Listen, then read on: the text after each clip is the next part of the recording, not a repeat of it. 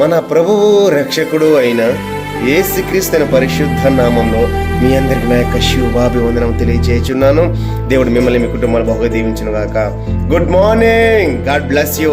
ఈరోజు దేవుని ఆదరణ వాక్యాన్ని మనం ధ్యానించుకుందాం. కొరింథీయులకు రాసిన 2వ పత్రిక 5వ అధ్యాయము 17వ వచనము. కాగా ఎవరైనా క్రీస్తు నందున్న ఎడల వాడు నూతన సృష్టి, పాతవి గతించిన ఇదిగో కొత్త వాయను. ప్రభునందు ప్రియమైన వాళ్ళ జీవం గల దేవుడు, ప్రేమ గల దేవుడు, కృపగల దేవుడు లోకాన్ని ఎంతగానో ప్రేమిస్తాడు, మిమ్మల్ని ఎంతగానో ప్రేమిస్తున్నాడు. ఈ నూతన సంవత్సరంలో ప్రతి ఒక్కరికి వరం లాంటిది, ఒక జన్మదినం లాంటిది. ప్రభునందు ప్రియమైన కొంతమంది అయితే ఈ నూతన సంవత్సరంలో నూతన వస్త్రాలు మారుస్తూ ఉంటారు. మార్చాల్సిన నూతన వస్త్రాలు కాదండి, నూతన హృదయాన్ని ధరించాలి. మార్చాల్సిన క్యాలెండర్లు కాదండి, నీ క్యారెక్టర్ని. కనుక దేవుడిచ్చే నూతన సంవత్సరం అడుగు పెడితే మనం అందరము నూతన హృదయంతో, నూతన హృదయాలతో, నూతన మనసులతో, నూతన ఆలోచనలతో అడుగు పెడదాం.